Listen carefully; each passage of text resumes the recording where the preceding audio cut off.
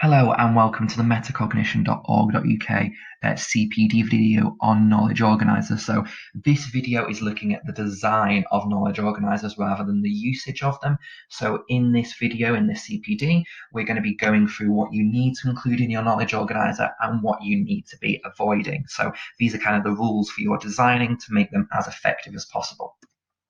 So firstly, we need to know what a Knowledge Organiser needs. So the most important fact is that you are only including facts within this document, and only facts and only bits of knowledge you would expect the student to learn, to know off by heart. So if you're wanting to put that key quotation in there that you expect all students to know and learn off by heart, great, go for it.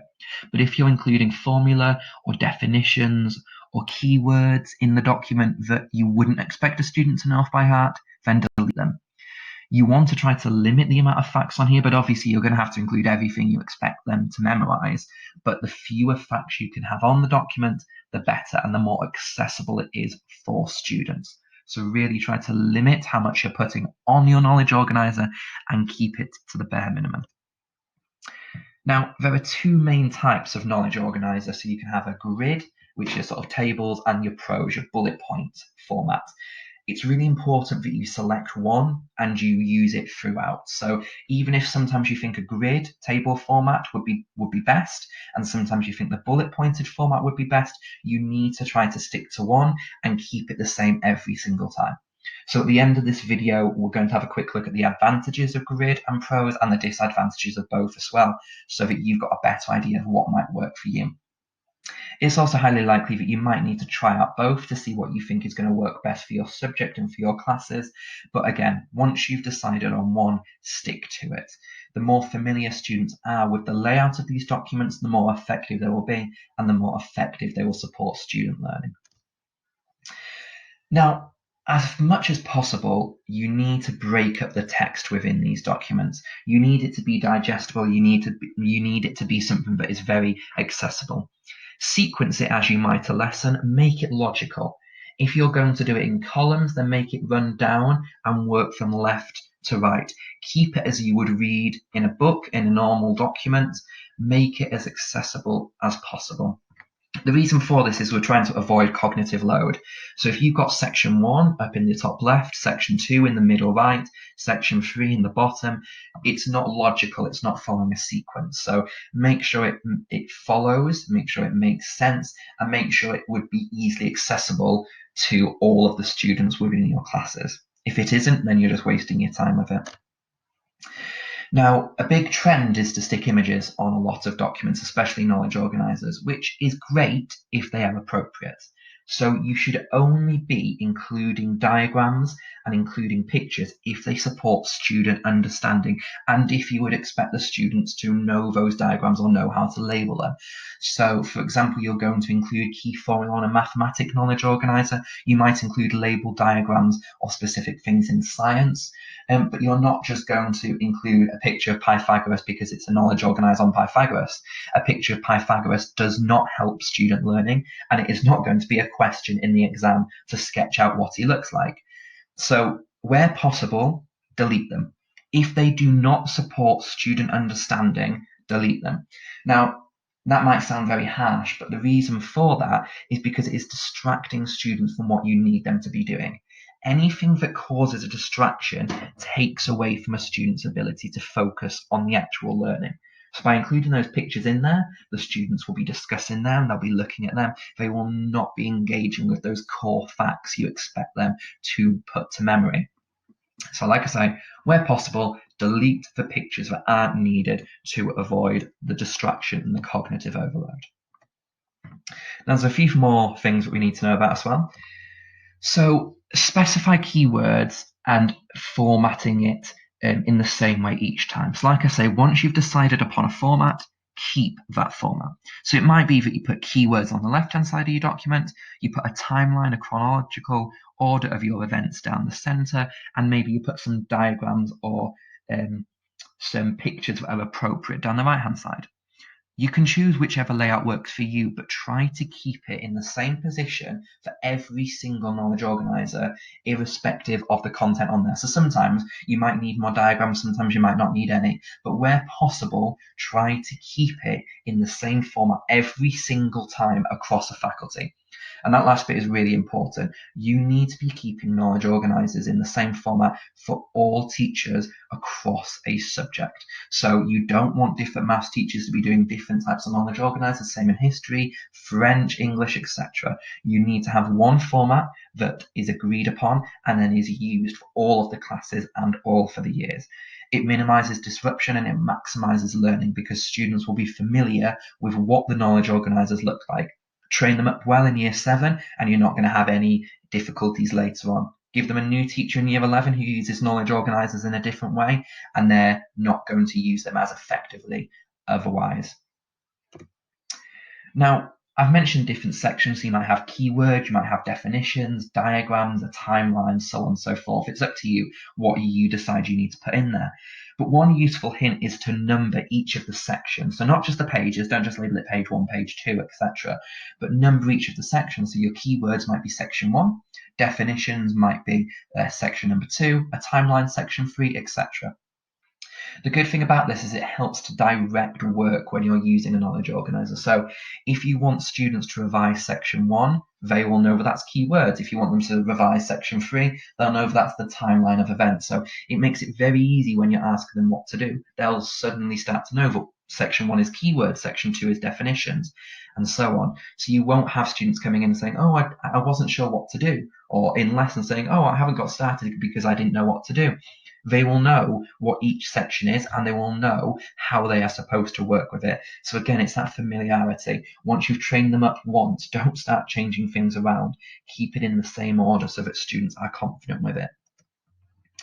Now, in terms of layout, this is an incredibly important point. We've talked about having a homogeneous design that stays the same. Now, in terms of that design, you're kind of free to do what you want, but there are some important things. You need to have your elements aligning. So elements aligning means that you're going to have boxes starting at the same height. You're going to have the difference in distance going to be the same between boxes and tables and bullet points.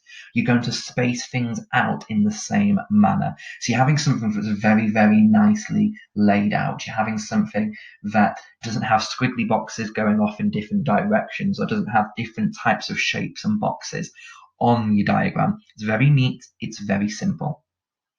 You're also not going to be including intrusive shapes. So by that might be including a star or a speech bubble, things like that, shapes that aren't conducive to support learning. So if you've got a great big star in the corner, maybe it's got a key fact or something in it, but that's just going to be distracting attention. Every fact should be of equal importance on the document, or it doesn't need to be on there. And you want students to be learning them all. So you want them to have equal focus on each of the pieces of information on your knowledge organizer. Keep your boxes horizontal and only keep 2 orientations. You don't want to have words going off in diagonals. You don't want to have pictures going off on funny angles. That's distracting attention. It is not getting students to focus on what you need, and it's just going to end up with something quite messy and something quite difficult to use. The other reason why these sort of guidelines are very helpful is that it will make it easier to use and easier for students to understand. So not just supporting their learning, but it will be easier for you to implement this into lesson. Again, you don't really need to use colour. Yes, may be quite useful for diagrams, but otherwise black and white. And leave white spaces where possible. Again, this is just for student focus and attention. Keep it simple, keep it plain, don't give them any distractions, just a nice simple page of text that's well spread out and well put into boxes or bullet points, etc.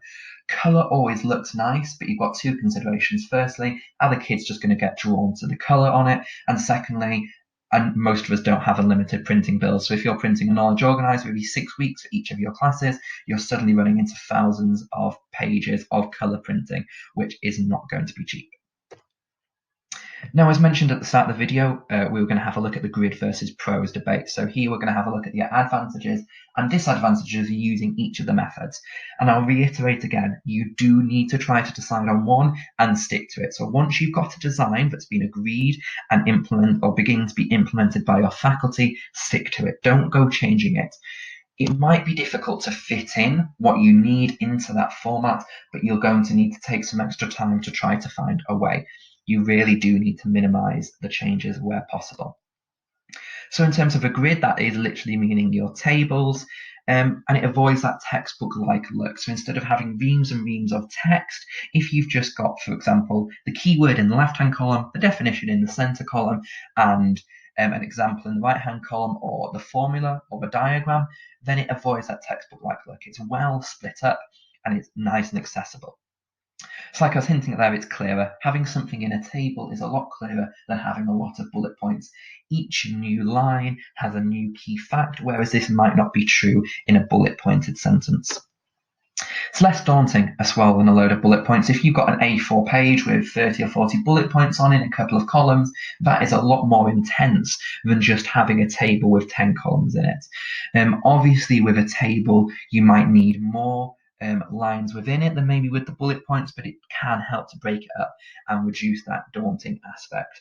And we've got to remember, a lot of students aren't going to want to engage with these, and it will be quite difficult to get them to engage with them. So the less daunting it is and the more accessible it is, the better it will be for students.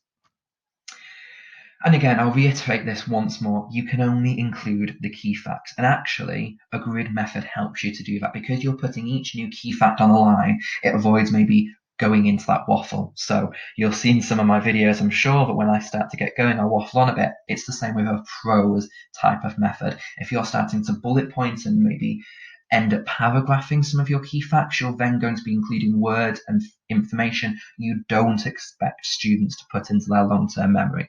So by putting in the grid method, you're going to help yourself from waffling on.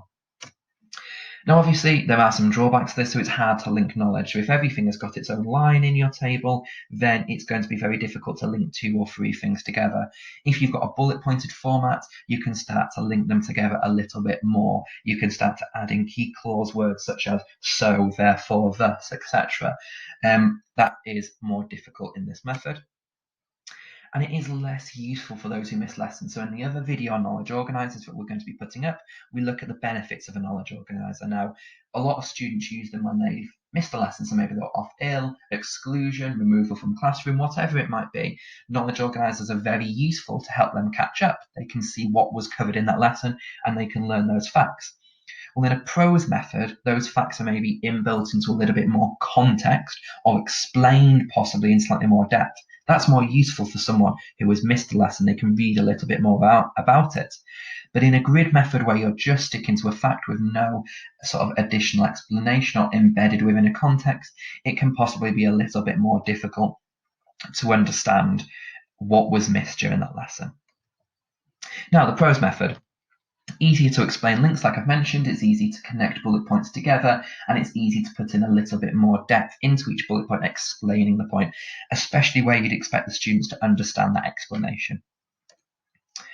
Like I say, easier to understand, covered that bullet point quite clearly, and clarity of a unit. So this sort of means that you can get different units on your own graphic, on your own Knowledge Organiser, and you're able to take them away, and it makes a little bit more sense when you come to revision. Your whole unit is on one side of A4, and it is possibly a little bit more simple to revise from that than it would be a grid method.